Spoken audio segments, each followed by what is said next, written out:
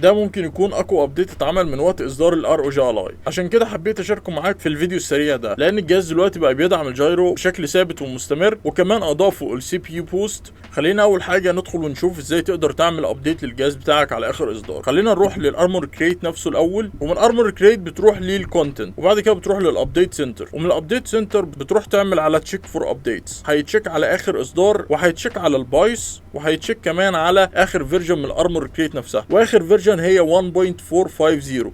لازم بعد كده تعمل لها ابديت من هنا، او ان انت تعمل ابديت اول من نفس المكان ده. هيعمل ريستارت معاك وهيرجع بشكل جديد. اول حاجه عايزين نتكلم عنها وهي اهم حاجه، هو ان دلوقتي الجيروسكوب دلوقتي بقى رسمي وموجود في السيستم نفسه. ودلوقتي لو رحت للسيتنجز هتلاقي موجود هنا كاليبريشن موجوده جديده، تقدر ان انت تظبط فيها الديد زون بتاع الرايت ستيك والليفت ستيك، وكمان التريجرز الحساسيه بتاعتهم. ولكن دلوقتي الجيروسكوب دلوقتي لازم تعمل له كاليبريشن الاول عشان يقدر يشتغل معاك بشكل كويس. لازم النقاط الثلاثه دي تكون على ليفل 1 عشان تعمل له كاليبريت، وبعد كده بتدوس اكس. بعد كده خلاص بتعمل دان. تقدر ان انت تروح تعمل سيلكت على اي جيم. خلينا نجرب دلوقتي ماد ماكس، وتدوس عليها الاكس، وبعد كده هتلاقي هنا موجود الجايرو. لما تدوس عليها هتشوف دلوقتي كل الكونفيجريشن اللي انت تقدر تعملها للجايرو، من اول الجايرو سنسيتيفيتي، قد ايه حساسيه الجايرو نفسها، وكمان الديد زون، وكمان تقدر من هنا تعمل له اولويز اون، وهنا تقدر تعمل له اوف لما تدوس ضغطه واحده، وتقدر تعمل له اون لما تفضل ضاغط على طول. وطبعا في الاول هنا انت بتختار ان هو يشتغل كانه ماوس، او ان هو يشتغل للليفت ستيك، ده في حاله ان انت هتستخدمه في الالعاب اللي فيها ريسنج او عربيات. وهنا الرايت تريجر لو انت عايز تموف بالكاميرا نفسها فتخليه الرايت ستيك. خلينا دلوقتي نخليه اولويز اون، ونخليه از رايت ستيك هنا عشان الكاميرا. هنا في جيم زي ماد ماكس زي ما انتم شايفين كده هو مش شغال خالص عشان انا مش ظابط الكونفيجريشن. لازم تروح هنا على الاكشن سنتر، وبعد كده تختار الكنترول مود وتخليه اوتو.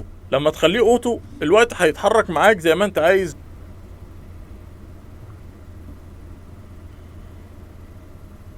كمان دلوقتي تقدر تشوف انفورميشن عن السي بي يو بتاعك والجي بي يو والفريمز بتاعتك من الريال تايم مونيتور، بس دلوقتي بقى موجود فيها المينيمال اللي بيوريك بس لاين صغير عشان ما يحجبش الرؤيه عنك. وكمان موجود الرو اللي تقدر تشوف بيه معلومات اكتر، وكمان السكوير اللي احنا متعودين عليه. ولكن دلوقتي زود عليه الاي بي يو وات، اللي هو بيقدر يوريك قد ايه وات بتستهلكه البطاريه دلوقتي. طبعا عشان انا مش مشغل جيم دلوقتي فهو 4 وات بس دلوقتي. زي ما انتم شايفين دلوقتي اول ما شغلت جيم بقى دلوقتي واصل ل 14 وات، و14 وات دي يمكن هي كتير قوي على جيم زي دي، ولكن عشان انا مفعل السي بي يو بوست. لو انا قفلت السي بي يو بوست هتلاحظ دلوقتي ان الواتج هيقل شويه شويه، كمان بالذات لو انا عملته على السايلنت مود. وطبعا ده هيفيدك في ان هو هيعمل لك اكستند البطاريه نفسها. فانت على حسب الجيم بتاعتك تقدر تعمل انيبل للسي بي يو بوست او تعمل لها اوف. ودلوقتي لو رحت للارمور كريت، وبعد كده رحت للسيتنجز، ومنها للاوبريتنج مود، وبعد كده الجي بي يو سيتنجز، طبعا احنا عارفين ان انت تقدر تغير الاساينت جي بي يو، وتقدر تغيرها من 1 جيجا لحد 8 جيجا،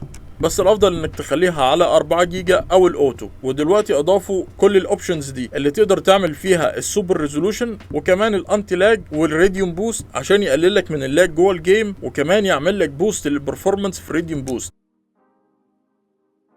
وكمان اللينوفو ليجن جو نزل له ابديت، وده يمكن اول ابديت ينزل على الجهاز ده، فحبيت كمان اشير معاكم الابديت ده. اول تغيير فيه هو في الاكشن بوتون. هنا لما ادوس عليه دلوقتي موجود التشارجنج كلها موجوده فوق بدل ما ان هي موجوده تحت هنا، فدايما هتكون ظاهره معاك لو انت بتروح من منيو لتاني. هيكون عندك الواي فاي ستاتس، كمان كل كنترولر والبرسنتج بتاعت البطاريه اللي فيه، والبطاريه الكامله للجهاز نفسه. كمان دلوقتي تقدر تغير من البرفورمانس وتعمل كمان كاستم مود على حسب ما انت عايز، والباقي كله نفس الشيء اللي كان موجود قبل كده. اما بالنسبه للكنترولرز فدلوقتي تقدر تغير ما بين الاكس بوكس انبوت وانبوتس ثانيه، وكمان تقدر تعمل فيو لكل الكنترولز، وهيقول لك هنا منين تقدر تغير المابنج وتعمل اساين لازرار ثانيه. اما بالنسبه للسيستم كويك سيتنجز فدي جديده وفعلا مفيده كاختصار لو انت جوه اي جيم. هنا بيوديك على الويندوز ديسكتوب، وهنا بيفتح لك التاسك مانجر والفايل مانجر، وكمان بيفتح لك فيرتشوال كيبورد، وهنا بياخد لك سكرين شوت، وهنا بيعمل لك ميوت على طول، وهنا الواي فاي سيتنجز والاسكيب.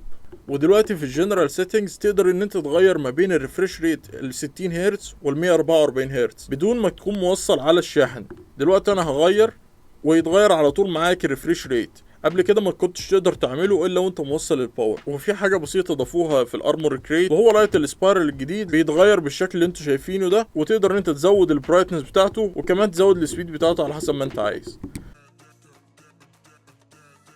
ممكن ده تشوف ان هو ابديت بسيط جدا، ولكن دي البدايه فقط، وهتلاقي باستمرار شركه لينوفو بتنزل ابديتس بشكل مستمر. وزي ما قلت قبل كده الشركتين شركات كبيره جدا وبتسمع للكوميونتي كويس جدا كمان، والدليل ان الابديتس اللي نازله دي بتحسن بشكل كبير جدا الاداء نفسه. خلونا اعرف ايه رايكم في الابديتس دي، وهل هي فعلا هتفرق معاك ولا لا. ولو عجبك الفيديو اعمل لايك وشير مع حد ممكن يستفيد بالفيديو ده.